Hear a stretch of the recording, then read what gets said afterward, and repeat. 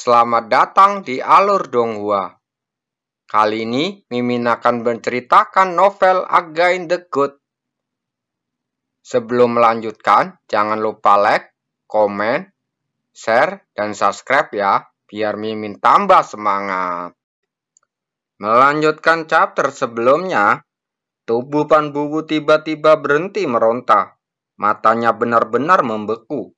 Lalu dia bergumam, "Benar, orang sia-sia sepertiku tidak pantas untuk menjadi kejam. Jika bukan karena aku, dia tidak akan diracuni oleh wanita gila itu. Apalagi yang bisa kulakukan jika aku hidup seperti ini?"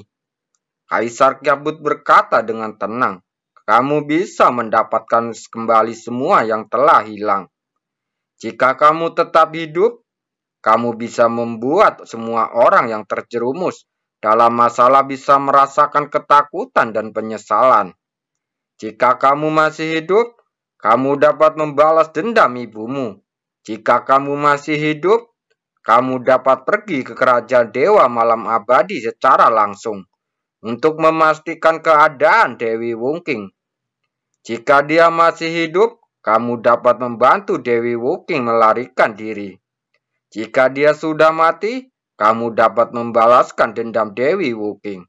Hahaha, Pan Buwu tertawa keras. Sepertinya telah mendengar lelucon yang besar. Dia tertawa sedih, menertawakan apa yang disebut Kaisar Kabut, dan bahkan menertawakan dirinya sendiri. "Apakah menurutmu aku tidak mau? Aku selalu bermimpi untuk mewujudkan semua ini. Tapi aku hanyalah sampah yang tidak berguna. Bahkan keinginanku adalah sebuah lelucon di mata orang lain. Dan aku sangat tidak berguna, sehingga aku hanya ingin tenggelam dalam mimpi abadi untuk mengejar kegembiraan." "Kamu memang sampah," Kaisar Kabut berkomentar dengan dingin.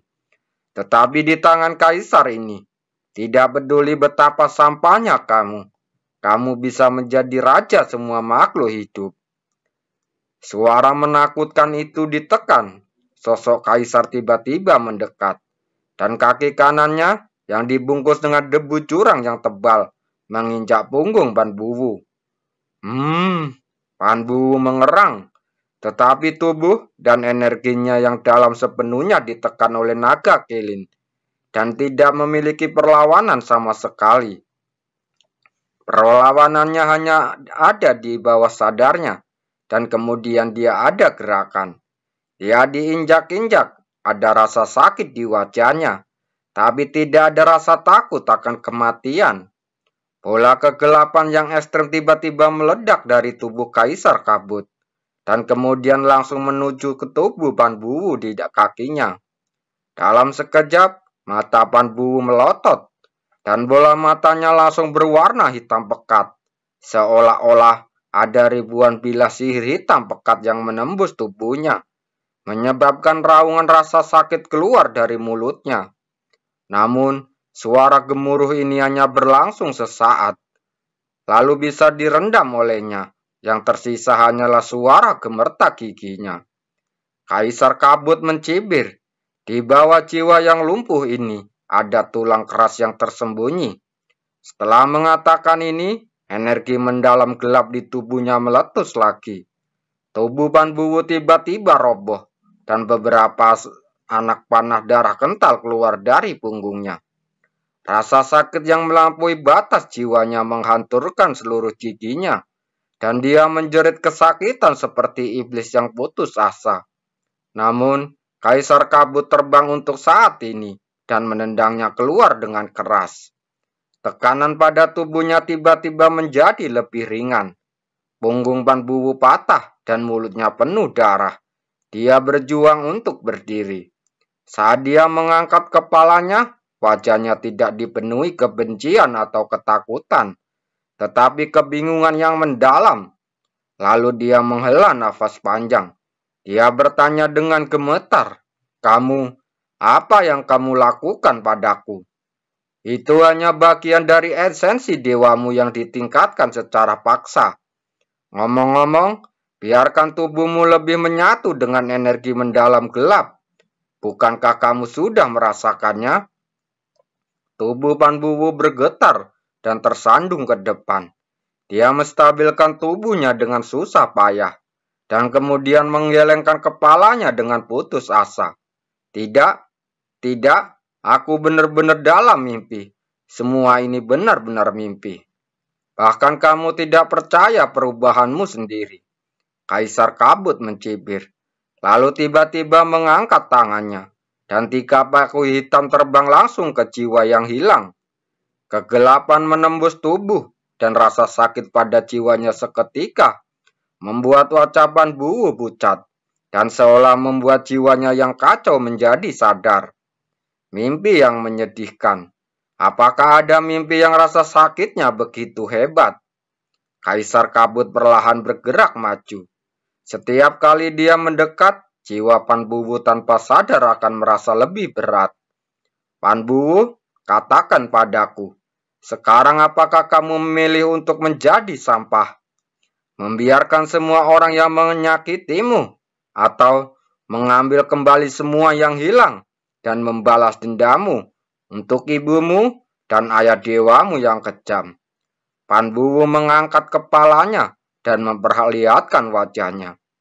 Kaisar Kabut sudah menduga reaksi Pan Bu, sangat berapi-api, sangat ganas, sangat gila. Ia paham betul perubahan hati dan jiwa Pan Bu saat ini. Keputusasaan dan ketidakberdayaan total membuatnya merasa putus asa. Namun, selama masih ada secerah harapan, dia bisa melakukan apapun. Belum lagi cahaya langit yang bersinar lebih terang dari mimpi. Siapa kamu? Siapa kamu? Dia menatap kabut abu-abu di depannya. Tetapi baik penglihatan maupun indera spiritualnya tidak dapat menyentuh sedikit pun di bawah kabut abu-abu. Dia benar-benar memiliki kepribadian ekstra. Saat ini, dia memiliki 9 poin esensi dewa seperti Pan Bu Zuo. Energi gelap yang mendalam di tubuhnya menjadi lebih jinak. Tidak peduli yang mana, hal itu mustahil terjadi dalam pengetahuannya. Namun, rasa sakit yang terlalu menyakiti jiwanya memberitahunya bahwa ini bukanlah mimpi. Kaisar Kabut, bayangan di bawah kabut abu-abu bergumam seperti iblis curang. Saat baru saja menjelaskan bahwa saya adalah Kaisar Kabut yang menguasai lautan kabut di dunia ini.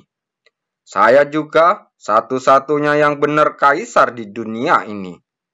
Bu mengulurkan tangannya untuk menyeka darah dari sudut mulutnya dan berkata dengan suara yang dalam, di bawah tanah suci, siapa yang berani menyebut dirinya kaisar? Siapa kamu? Apa tujuanmu membantuku seperti ini? Dia ingin lebih tahu banyak lagi. Bagaimanapun, dia secara paksa membangkitkan esensi dewa untuknya. Dan bagaimana dia mencapai persatuan gelap. Jika masalah ini terungkap, dia tidak akan membayangkan betapa hebat guncangannya yang akan terjadi pada 6 kerajaan dewa utama. Kaisar Kabut tidak merespon. Tubuhnya perlahan melayang ke udara, lalu perlahan dia membuka tangannya. Dalam sekejap, debu di sekitar perlahan menyebar seperti kabut tebal di cahaya pagi. Seluruh tubuh Pan Bu membeku, pupil matanya yang memerah, melebar sedikit demi sedikit, lalu membesar lagi, hingga tidak ada bekas putih di matanya.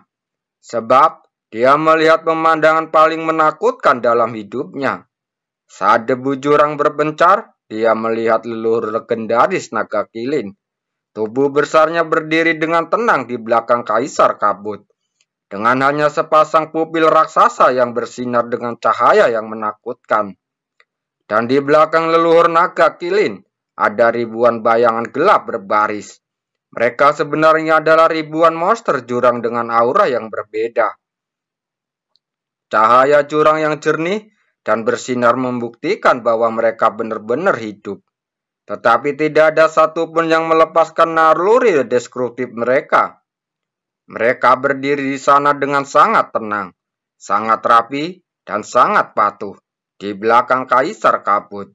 "Berbaringlah," Kaisar Kabut berkata dengan tenang. Ribuan suara benturan saling tumpang tindih, dan suaranya sekeras bumi retak dan langit runtuh. Tapi tidak begitu mengejutkan seperti hati Pan Bu. Semua binatang jurang termasuk leluhur naga kilin, semuanya tergeletak di tanah dengan gerakan mereka yang seragam. Tidak ada satupun binatang jurang yang menunjukkan keterlambatan sedikit pun, dan bahkan kepala mereka semua tergeletak di tanah, seperti sekelompok memuja yang memuja Kaisar. Ah, ah, mata Pan Bu melotot, mulutnya terbuka lebar, dan spontan suara gemetar serak keluar dari tenggorokannya. "Pan Bu," suara Kaisar Kabut terdengar lagi. Tetapi ketika sampai ke telinga Pan Bu, itu seperti suara ilusi tak berujung dari langit. "Katakan padaku, siapa aku?"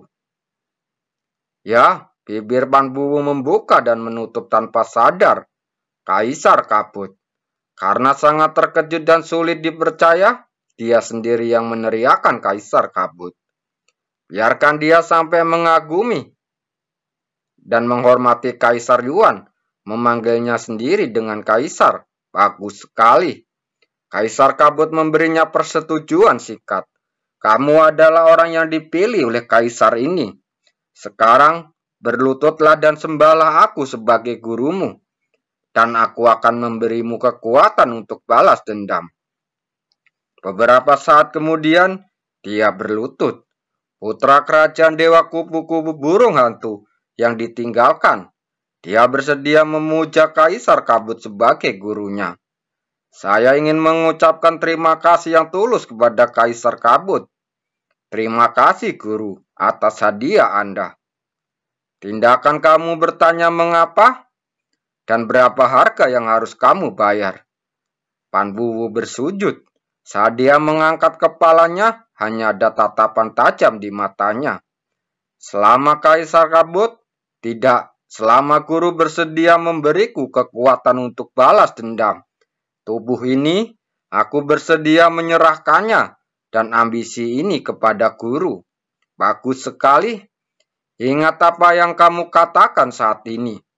Kaisar Kabut mengangkat tangannya dan melemparkan kesengsaraan iblis. Dalam sekedap, sinar cahaya berakhir di ruang lautan berkabut ini ditelan, dan kegelapan tak berujung berkumpul. Hanya dalam beberapa tarikan napas, tampak seluruh dunia telah berubah menjadi jurang kegelapan yang tak berujung.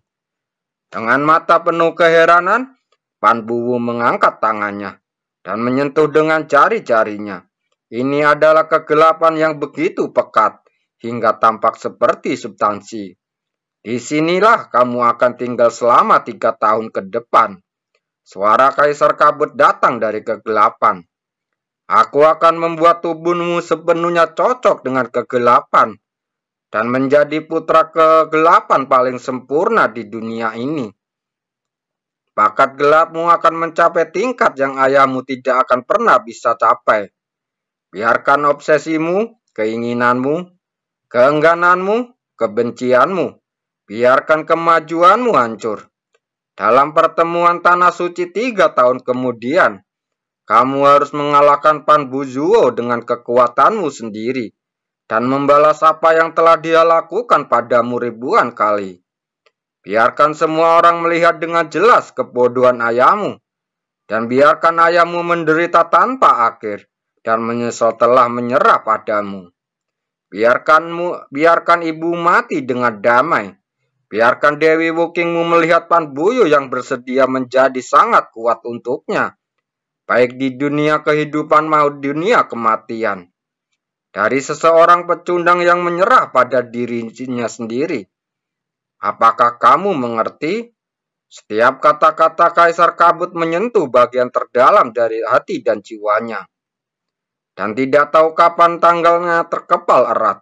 Ujung jarinya menusuk dagingnya, dan darahnya mengalir seperti aliran deras. Namun, dia tidak merasakan sakit sama sekali.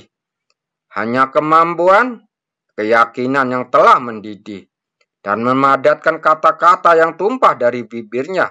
Aku akan pasti melakukannya. Jika Wu Qing benar-benar masih hidup, aku akan membawanya pergi. Jika dia sudah mati, aku akan membunuh Shen Wuyi dan membunuh Shen Wuyi. Kaisar Kabut mengangkat tangannya dalam kegelapan.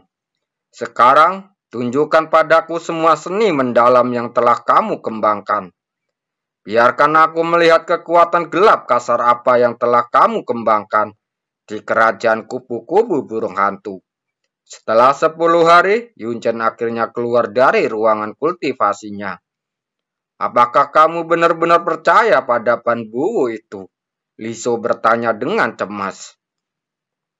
Jika dia menjadi kuat di masa depan, mengambil kembali posisi putra dewa, dan menjadi dewa kerajaan kupu-kupu burung hantu, bagaimana dia bisa mendengarkanmu lagi? Yun Che tersenyum tipis. Sebelum aku jatuh ke dalam jurang, Kitialani telah pernah memberitahu Ratu bahwa Mobi Chen hampir menghancurkan alam dewa. Jika Kaisar Jurang sendiri yang datang, akan ada perlawanan sama sekali. Dan Kaisar Yuan yang dikenal dari Mobi Chen adalah pria yang lembut dan penuh kasih sayang. Dia menasihati Ratu untuk menghentikan perjuangan yang tanpa harapan dan menyambut kedatangan Kaisar Jurang untuk hidup berdampingan. Respon Ratu sangat menyentuhku, kata Yun Che lembut. Dia berkata, jangan pernah menyerahkan nasib di tangan orang lain. Jadi, Li Shou sepertinya mengerti. Terserah padamu untuk mengambil inisiatif dalam hal yang tidak masuk akal. Bibir Yun Che sedikit miring. Hadiah dari Kaisar ini sangat mahal. Sangat mahal itu, mungkin seluruh kerajaan dewa kupu-kupu burung hantu akan habis. Pada saat itu, Li Xiaozi merasakan auranya, datang dengan tergesa-gesa dan melapor. Tuan muda, putra Kaisar Meng Jianxi mengundang Anda ke rumahnya sebagai tamu. Dia berkata, dia ingin meminta maaf atas pelanggaran yang dilakukan pada upacara hari itu. Meminta maaf? Lelucon yang luar biasa. Yun Che berkata dengan nada menghina. Kamu tidak menundukkan kepala dan datang ke pintu untuk meminta maaf. Tapi kamu ingin aku menemuinya, suruh dia pergi. Bukan karena putra Kaisar Jianxi tidak sopan, tapi karena dia menerima hukuman dari Tuan Dewa. Sebagai hukumannya, dia ditahan selama setengah tahun dan tidak bisa meninggalkan rumah. Jadi dia setiap hari mengirim seseorang untuk mengundang Anda selama periode ini. Dan akan selalu berdiri selama 2 jam setiap datang. Liu Zhanji mengalihkan pandangannya dan menunjuk keluar istana. Lihat orang-orang putra Kaisar Jianxi datang lagi 1 jam yang lalu dan masih menunggu di luar istana. Yun Che melambaikan tangannya dan berkata, biarkan dia. Matanya tiba-tiba menyipit dan dia segera mengubah nada suaranya. Biarkan dia kembali dan memberitahu tuannya, aku akan sampai di sana dalam 1 jam lagi. Aku akan pergi ke dapur sebentar dan membuat beberapa kue yang bentuknya bagus tapi rasanya enak. Lalu mengirimkannya langsung ke istana Dewa Wumeng. Setelah menjaga hubungan ayah dan anak, Yun Che perlahan berjalan menuju kediaman putra Kaisar Meng Jianxi. Yun Che selalu merasa orang ini ingin memberinya hadiah besar. Setelah menerima berita itu, Meng Jianxi sudah menunggu di sana lebih awal. Begitu Yun Che masuk, dia sudah disambut dengan senyuman di wajahnya. Jianxi dengan hormat menyambut putra Dewa Yuan. Ini benar-benar kehormatan bahwa putra Dewa Yuan datang ke sini. Saya sangat beruntung, bahkan rumah kecil saya akan bersinar terang. Postur tubuhnya saat ini tidak mengandung rasa jijik dan arogansi apapun pada hari itu. Mata Yun Che menyapu wajahnya dan dia berkata sambil setengah tersenyum. Pada upacara hari itu, aku jelas-jelas menolak nama putra dewa. Sekarang, satu-satunya putra dewa kerajaan penenun mimpi adalah putra dewa Jianxi. Apa yang kamu lakukan? Semua orang tahu bahwa dia adalah anjing paling setia di bawah komando putra dewa. Tapi dia menyebut saya, orang lain, dengan nama keluarga asing sebagai putra dewa. Bagaimana setelah putra dewa Jianxi mengetahuinya? Apakah dia tidak takut? Meskipun dia telah siap secara mental untuk itu, ketika dia mendengar kata-kata langsung dan tidak menyenangkan seperti itu, Meng Jianxi tanpa sadar ragu-ragu dan kemudian berkata dengan senyum yang tak berkurang. Meskipun putra dewa Yuan menolak putra dewa, namun saat ini di seluruh kerajaan penenun mimpi, tidak ada seorang pun yang tidak mengetahui nama putra dewa Yuan.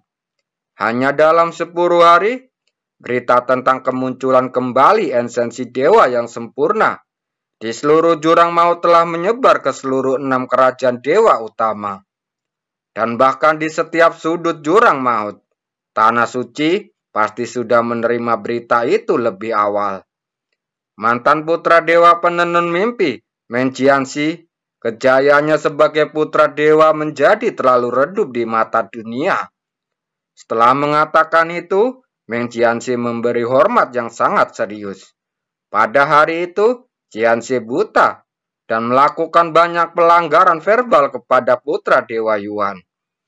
Gerakannya saat keluar dari pikirannya hampir secara tidak sengaja melukai putra dewa Yuan. Meski aku telah dihukum oleh ayah dewa, tetapi aku gagal meminta maaf secara pribadi kepada putra dewa Yuan. Aku masih diliputi ketakutan dan sulit tidur dan makan. Yunce tidak mengulurkan tangannya untuk membantunya, tetapi berkata dengan senyuman di wajahnya. Saya melihat putra Kaisar Jianxi bertingkah seperti ini. Tampaknya ini bukan hanya masalah permintaan maaf secara insan. Mungkinkah ada semacam hadiah permintaan maaf yang sudah disiapkan? Inisiatif Yunchen membuat Meng Jianxi tampak terkejut, dan kemudian dia berkata dengan cepat, tentu saja Jianxi bersedia membayar berapapun harganya.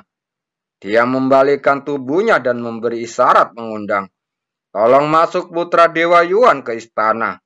Jianxi akan memberimu kejutan yang menyenangkan.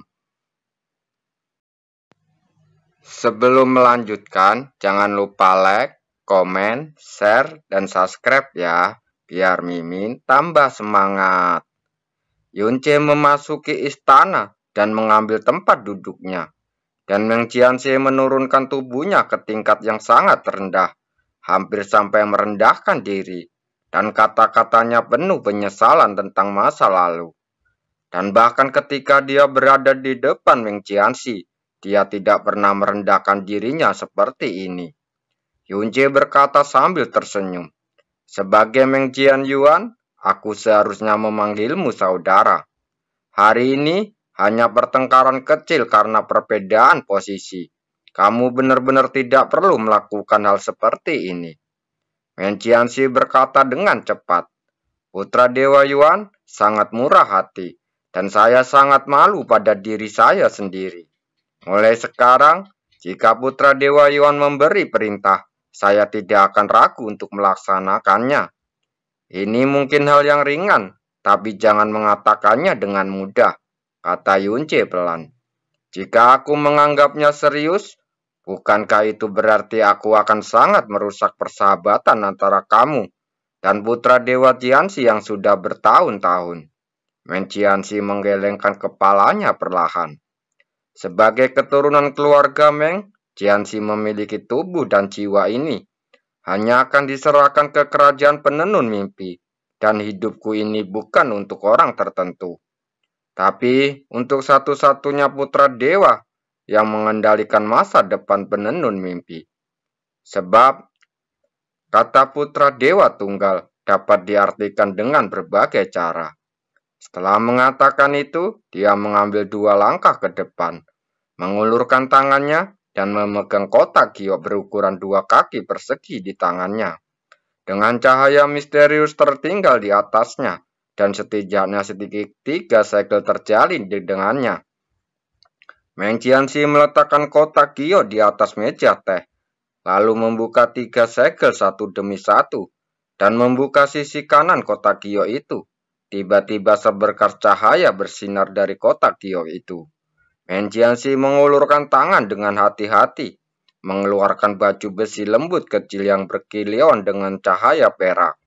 Putra Dewa Yuan, dia mengangkat baju besi lembut itu dengan kedua tangannya, dan mengangkatnya ke depan Yunce. Armor ini disebut pakaian Rohmin. Itu adalah hadiah dari ayah dewa ketika aku menerobos ranah kepunahan ilahi. Saya selalu menaruhnya di dada saya. Bahkan serangan penuh setengah dewa tingkat menengah dapat ditahan dengan mudah. Meski putra Dewa Yuan sangat berbakat dan memiliki esensi dewa yang sempurna, tapi Anda masih terlalu muda dan memiliki kultivasi yang lemah. Anda lebih membutuhkan baju besi ini daripada saya. Keselamatan putra dewa sekarang menjadi prioritas utama di kerajaan penenun mimpi. Ayah dewa pasti akan melindungi putra Dewa Yuan, tetapi dengan baju besi ini, putra Dewa Yuan dapat memiliki lapisan perlindungan tambahan. Dan itu juga merupakan membuat pikiran ayah dewa menjadi lebih tenang.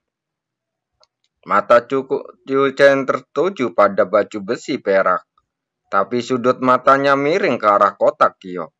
Tak seorang pun di sini yang akan mengabaikannya. Kecermelangan aneh meluap dari kotak giok. Yun Chen mengulurkan tangannya dan mengambil baju besi lembut tanpa basa-basi. Oke, karena kamu telah mencapai titik ini, aku tidak akan bersikap tidak sopan. Keluhan masa lalu antara kamu dan aku sekarang sudah jelas. Masa depan tergantung pada di mana kamu dan aku akan pergi. Meng Jianxi sangat gembira lalu berkata, Putra Dewa Yuan telah mengatakan ini. Jianxi akhirnya bisa tenang. Yang mulia, teriakan ketakutan datang dari luar istana, dan dengan cepat datang mendekat. Meng Jianxi berbalik dan berteriak dengan marah. Beraninya kamu? Bagaimana saat ada putra Dewa Yuan kamu berani berteriak di sini? Orang yang berteriak bergegas masuk. Yang mulia, ini tidak baik. Itu penyakit lama nyonya, tiba-tiba kambuh. Dan sekarang sudah, apa? Wajah Meng Jianxi tiba-tiba berubah. Dan semua helai rambutnya hampir meledak dalam sekejap. Dan dia tanpa sadar bergegas keluar. Ketika dia melangkah keluar dari pintu istana, dia tiba-tiba teringat akan keberadaan Yunce. Dan dengan cepat menoleh ke belakang, wajahnya penuh kepanikan. Putra Dewa Yuan, ini berhubungan dengan kehidupan istriku. Mohon maafkan aku untuk saat ini. Kamu bisa melakukan apapun yang kamu inginkan di sini. Ketika nyonya baik-baik saja, saya akan datang lagi untuk meminta maaf kepada putra Dewa Yuan. Setelah mengatakan itu, dia pergi dengan tergesa-gesa dan menghilang dalam sekejap. Bahkan pelayan yang baru saja melapor juga telah pergi. Dan hanya Yunce yang tersisa di seluruh istana. Yunce berdiri mendekati kotak giok yang lupa dibawa kembali oleh Meng Jianxi karena buru-buru. Dia menjentikan jarinya dan membuka sepenuhnya. Tiba-tiba, cahaya seperti bulan langsung memenuhi setiap sudut istana. Energi spiritual yang sangat kuat dan sangat murni membuat pembuluh darah mendalam setiap praktisi. Semua gelisah karenanya. Yunce mengulurkan tangannya, lalu mengambil batu giok ilahi yang bersinar dengan cahaya bulan di tangannya. Itu juga merupakan jenis kristal Yuan. Kristal Yuan yang sangat langka, dan tingkat kekuatan yang dikandungnya sangat tinggi. Kristal Yuan tingkat ini, bahkan di kerajaan dewa, dianggap berada pada tingkat harta dewa. Yunce berkata dengan suara rendah. Dengan tingkat Meng Jianxi saat ini, dia seharusnya tidak layak memilikinya. Setelah mengatakan ini, suara Lisou terdengar di dalam hatinya. Menjianse menggodamu untuk mengambilnya. Bibir Yunce sedikit melengkung. Lihat, bahkan kamu dapat dengan mudah melihatnya. Li Xiu terdiam beberapa saat, lalu berkata, ini memang sangat rendahan. Tidak, tidak. Yunce segera menggelengkan kepalanya. Kelihatannya lebih rendah, tapi sebenarnya ada yang salah dengan itu.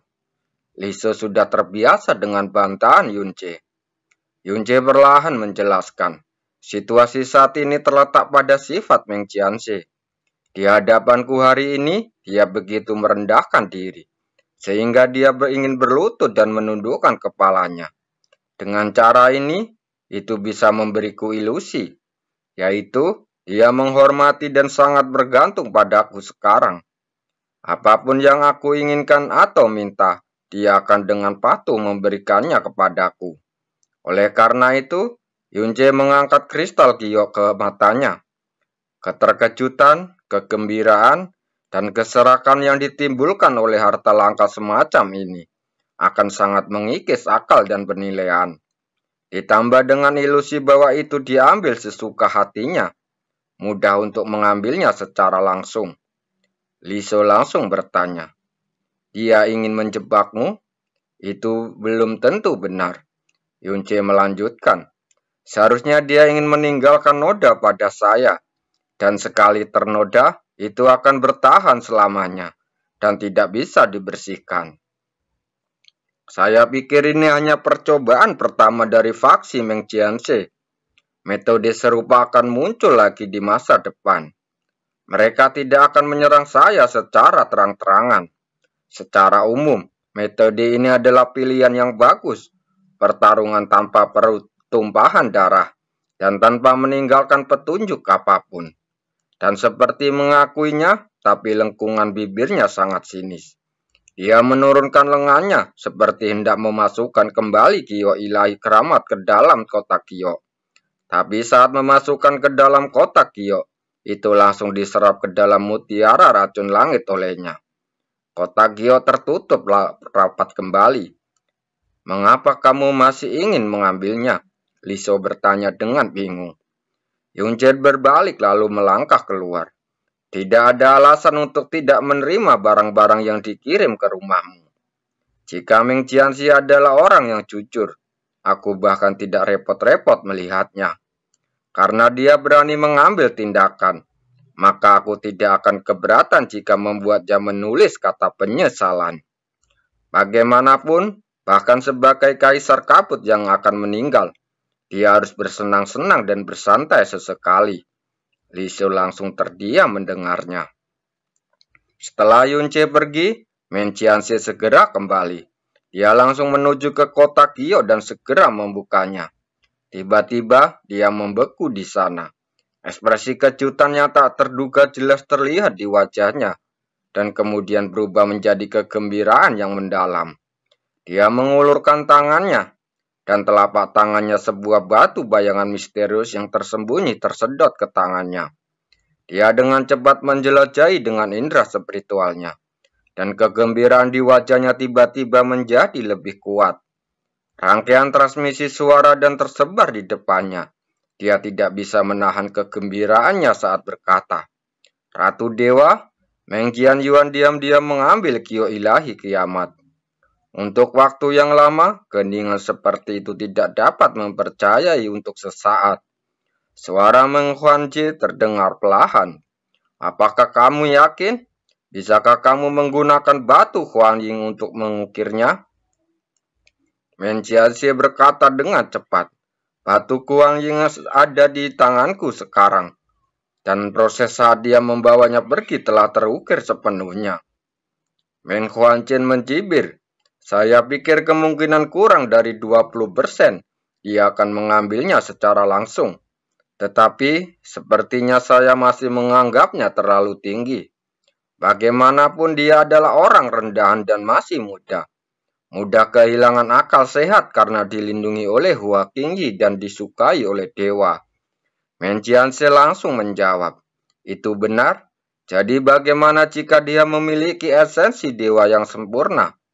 Jika Anda menggunakan beberapa trik untuk mendorongnya ke dalam lumpur, yang dalam selangkah demi selangkah, tidak akan butuh waktu lama sebelum dia tidak lagi memenuhi syarat untuk bersaing dengan yang mulia putra dewa. Ratu dewa, haruskah saya pergi untuk melaporkan masalah ini kepada ayah dewa sekarang? Tidak perlu, suara Meng Huanjue rendah. Jika Anda memberitahu dewa terlebih dahulu, dia pasti akan menekan beritanya. Lebih penting untuk memberitahu 9 istana impian terlebih dahulu. Pada saat yang sama, sebarkan masalah ini seluas mungkin. Meng Qianyuan baru saja menjadi terkenal, tapi sifatnya tercela dan cerakah. Dia sebenarnya diam-diam mencuri giok ilahi keramat yang diberikan kepada putra dewa penenun mimpi oleh dewa. Berita ini cukup membuat ke seluruh kerajaan penenun mimpi hidup. Di istana putra dewa, Yunce langsung pergi ke asrama dan berkata, "Saya merasa sedikit lelah setelah berlatih selama berhari-hari. Ji Yuan harap tunggu di luar. Tidak ada yang diizinkan untuk masuk kecuali ada sesuatu yang besar." Belum terlalu lama Yunce istirahat. Dalam waktu kurang dari 1 jam, sesuatu yang besar telah terjadi. Meng Qianyuan, keluar dari sini. Raungan amarah bergema di seluruh istana putra dewa. Sejak upacara diadakan, tidak ada yang berani bersikap sombong di depan istana putra dewa. Mata Meng Qianxie seperti pedang, dan wajahnya penuh amarah. Dia benar-benar berada saat merendahkan diri di depan Yunce sebelumnya. Meskipun dia masih dalam masa pelarangan, dia meninggalkan istana dan bahkan memaksa masuk ke istana putra dewa. Begitu sosok itu muncul, Lu Laiseng sudah berdiri di depan Meng Qianxie. Saat dia hendak berbicara, ekspresinya tiba-tiba berubah. Karena barisan yang datang bersama Meng Qianxie bisa digambarkan sangat menakutkan. Meng Kongdu, Meng Chongyang, Meng Qinghai, penguasa 9 istana impian semuanya ada di sini. Saya dengar hormat menyambut semua penguasa mimpi. Lu Laiseng buru-buru memberi hormat. Kulit kepalanya mati rasa sejenak.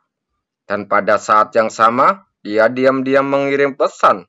"Cepat, pergi dan lapor ke Tuan Muda." Meng Chongyang melihat sekeliling dan berkata dengan penuh arti, "Sangat jarang mereka semuanya datang. Sepertinya seseorang dengan sengaja ingin menjadikan masalah ini sebagai masalah besar." Meng Huanji berkata dengan dingin.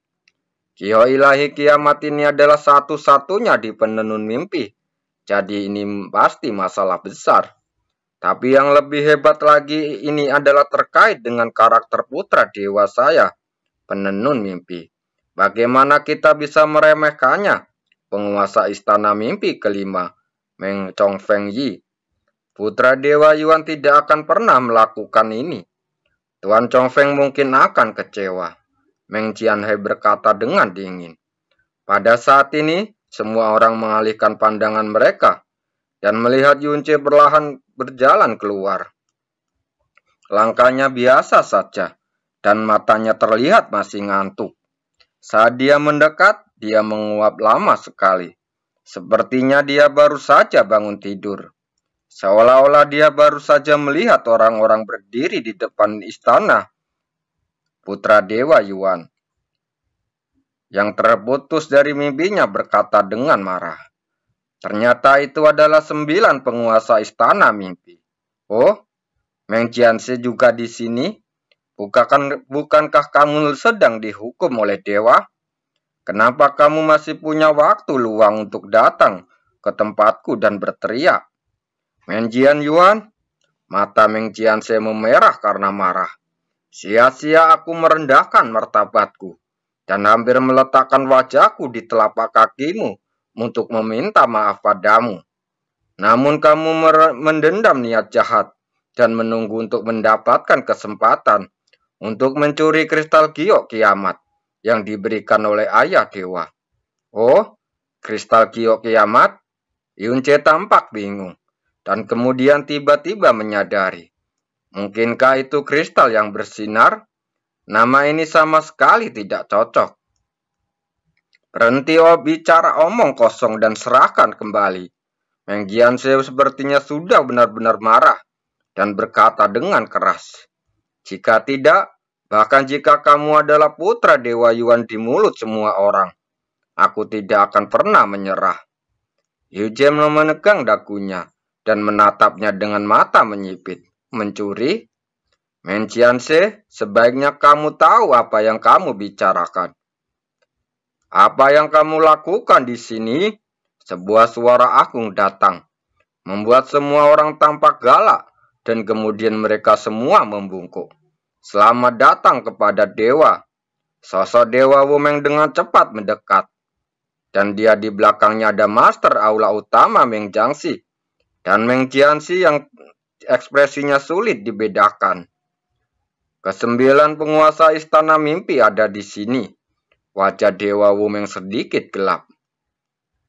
Dia menatap semua orang satu persatu dan berkata dengan lembut, Jianxi, siapa yang memberimu keberanian untuk meninggalkan rumah tanpa izin? Meng Jianxi langsung berlutut. Tidak berani, aku tidak menaati perintah ayah dewa. Tapi aku kehilangan Kio ilahi keramat yang ayah dewa berikan kepada yang mulia putra dewa. Ini adalah masalah besar. Bahkan jika aku dihukum beberapa kali, aku tidak akan berani meremehkan apapun. Dia menoleh dengan tajam, menunjuk ke arah Yunce dan berkata, Putra Dewan Yuanlah yang harus dihukum berat oleh dewa. Karena merasa bersalah, saya mengundang Putra Dewa Yuan untuk mengunjungi rumah saya hari ini, untuk meminta maaf kepadanya secara langsung. Hari ini, Putra Dewa Yuan datang, akhirnya mau datang. Dan saya berlutut untuk meminta maaf. Dan bahkan memberi armor roh mine kepada Putra Dewa Yuan. Tetapi Sungking tiba-tiba penyakit lamanya kambuh. Dan anakmu harus buru-buru menekannya dengan kekuatan yang besar. Namun, Putra Dewa mengambil kesempatan ini untuk mencuri batu Kio ilahi kiamat yang dititipkan oleh Yang Mulia Putra Dewa di tempat ke anakmu. Meng Jianxi mengepalkan tangannya dari waktu ke waktu. Kadang-kadang dia melonggarkan cengkeramannya, dan sudut matanya bergerak-gerak dengan gelisah. Meng Coyan menyela, ini aneh. Mengapa Kio ilahi kiamat Jianxi sampai ke tangan Anda?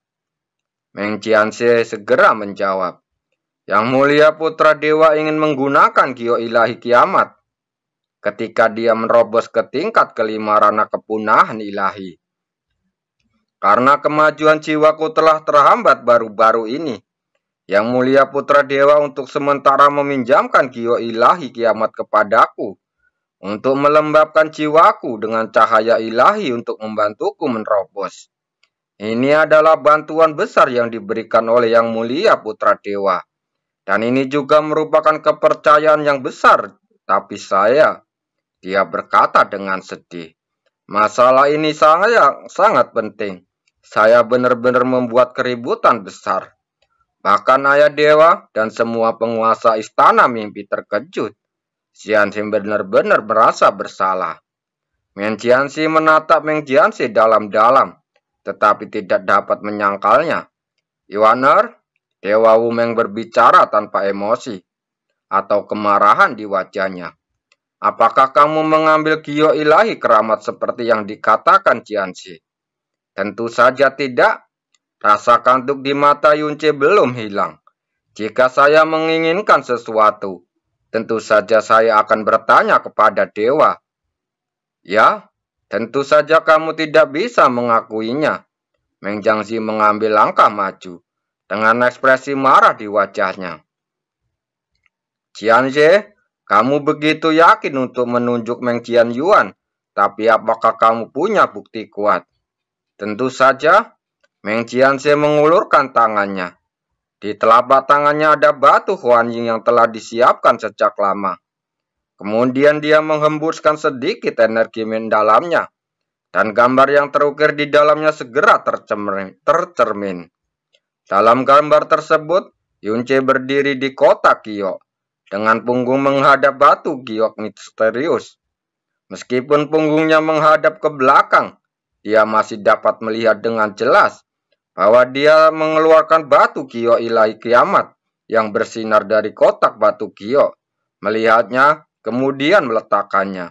Tapi dalam proses meletakkannya, cahaya giok ilahi tiba-tiba menghilang, dan Yunce berbalik dan pergi, dan kotak giok itu tertutup sepenuhnya. Proyeksinya keluar, suasana menjadi sunyi sesaat, dan setiap orang memiliki ekspresi berbeda. Meng Jiangxi sangat marah dan meraung. Meng Jianyuan, saya tidak pernah berpikir bahwa Anda benar-benar berani melakukan hal jelek seperti itu. Apa yang bisa Anda katakan sekarang? Terima kasih.